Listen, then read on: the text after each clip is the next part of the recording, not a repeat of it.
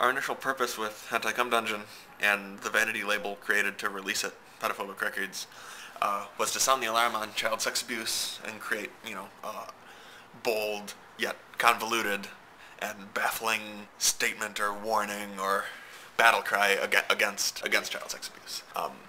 About half of the lyrics are edited or parodized versions of articles, and even more interestingly, the anecdotes from the book Sexualized Children. The other lyrics there are, flights of horrible fancy about, all types of, all types of horrible situations. And it's all fiction, but it's all representative of actual frightening events, that are far more common than I think anyone would like to admit.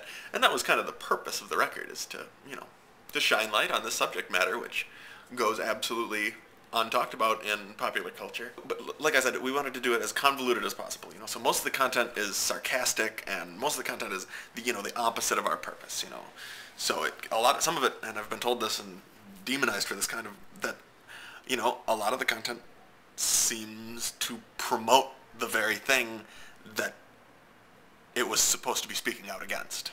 We started out as 5 members: Eric, Metal Babble, Immaculate Palace, me, Hover Era Performance Advertising, Carlo, Belial Brontosaurus, Nick of Mike Bison, and Katie of Lakitten Bile, and those were the 5 core members. And, we all had projects outside of the dungeon, and we all kind of met through, we all played shows together, and we were good friends. But we all had wanted a project that was larger, I guess, in scope than what we had been doing, maybe. And there's second string players as well. Josh, Little Mac, Nigel Sasquatch occasionally, and Emma from Phallus Uberalis. Josh and Emma played a show in Chicago as Hentai Cum Dungeon, and Josh played with us at Painted Lady in Detroit.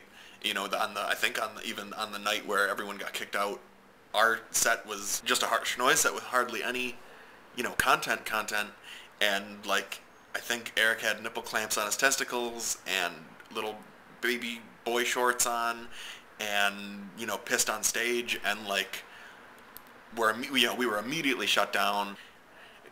But I had known that something kind of like that was going to happen, so I had dressed I dressed total square. I had a nice Christmas sweater on, and had my hair not like an insane person. And so everyone got kicked out except for me, and I ended up staying for the rest of the night because some friends were in another band that was playing that night. But it was a there's a bunch of but every dungeon show has been like that, and there was a time when we played with Roxanne Jean Police, and I think everyone went outside. Even the bartender and the sound guy went outside to smoke cigarettes and to avoid escape this horrible, noisy situation. But that was one of my favorite shows, because Eric played the magnetar, which was a guitar that had been modified, so there was 2 pounds of magnets added to each pickup, and he could play it like a feedback theremin kind of. Steve had his noise freak out machines going, and I think I sang that. Jesus. Okay, anyways, shows have been really difficult. We don't fit in with any, scene or genre. It's tough to play shows because we're all either really busy or really lazy, or both. We tended to be too noisy for breakcore, too electronic for rockers, too convoluted for the simple-minded, too overt for the repressed. Live, we weren't necessarily presenting the material from any of the recordings. And that was kind of, I don't know if that was deliberate or what, but the live performance was always far removed from the the content of the records, and even the tones of the records. The records were much meticulously edited and very deliberate, and the shows were pretty much just noise improvisation generally, and lyrical improvisation when there was lyrics. At the beginning, Pedophobic Records we got it to go viral, not necessarily online, but almost in real life, because of a couple stunts that we had played on the Detroit noise scene. They didn't like us for that at all. So we alienated ourselves from probably the only group of people who would have, enjoyed, at least tonally, what we were doing, even if they didn't understand any of the greater purpose. Venues didn't like us because we fucking messed up the joint, We brought the wrong crowd, kids who were going to get drunk in the alley beforehand. Kids who had no interest in buying drinks or paying cover, you know. It's like we'd show up with 20 kids, and it's like, who's in the band and who's here to see the band. It's like, oh, we're all in the band. As far as out-of-town stuff, I mean, I think we've all done our fair share of out-of-town stuff solo, but I think, like I said, there's only the one dungeon show in Chicago. But as far as future goes for out-of-town, I mean, I think Rob Realside has invited us to do some sort of reunion show in Cincinnati, Ohio, which would be really cool, because I think he pretty much runs anything even remotely bizarre in Cincinnati, which would be great. He's definitely been he's had our back since day one, pretty much. I mean, we're all pretty much from suburban Detroit. I grew up in Royal Oak, which was, you know, a while ago, it was kind of the countercultural epicenter, you know. Cinecide and Tremor Records were based in Royal Oak. They were the first Detroit punk rock outfit, I think in the early 70s. And, you know, it has a rich history of being a place where strange cats can congregate, you know. And, I mean, when I was born, it was like, you know, tumbleweeds going down the street, and there was nothing there. So it was just a blank canvas for strangeness.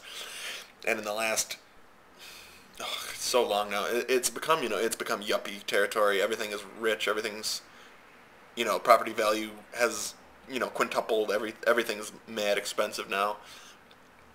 And, you know, my parents are going to lose the family home and shit just because they can't keep up, you know, because everything's gone so, you know, the other direction. Every voice of weirdness has been stamped out.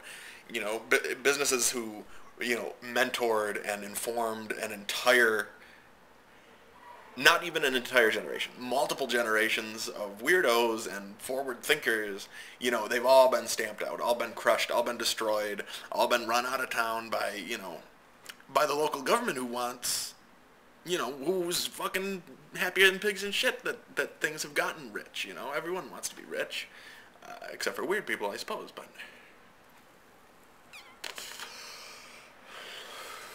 As far as do we hang out, not much anymore. Like I said, everyone's fucking busy. Everyone's got their own shit going on. Carlo and I I mean, you know, I'm 26 now. Carlo and I just started school. We took so much time off between high school and college that, because we were playing shows, because we were running the record labels, because we were, you know, I went on tour for a while, you know, I threw shows. For a while I was playing like multiple times a week, you know, could hardly had time to do anything other than like prepare material for shows and play shows, and that was great for a while, you know, but exhausting. So now some of us are going to school. I think Katie's either has or is en route to her degree from CCS, which is College of Creative Studies, which is like the premier art school in Michigan. I always liked Digigrind. For its internet-only connotations and its immediate reference to brokecore, because I think brokecore pretty much ran that shit. I hate the term MIDI grind, because that didn't describe us at all, though it did describe a lot of the cats who were called Digigrind on brokecore. I don't know. But we were certainly coming from a breakcore gabber angle when we made the record, you know. But also the guitar samples, you know, were pretty deep hardcore punk, you know, intros and outros and stuff. So I think at that point we pretty much just wanted anything, you know, anything that would make you jump around. It's possible to be, you know, making a serious artistic statement or political statement where the desired response is, you know, a vapid one. And I think that's at least what my goal was.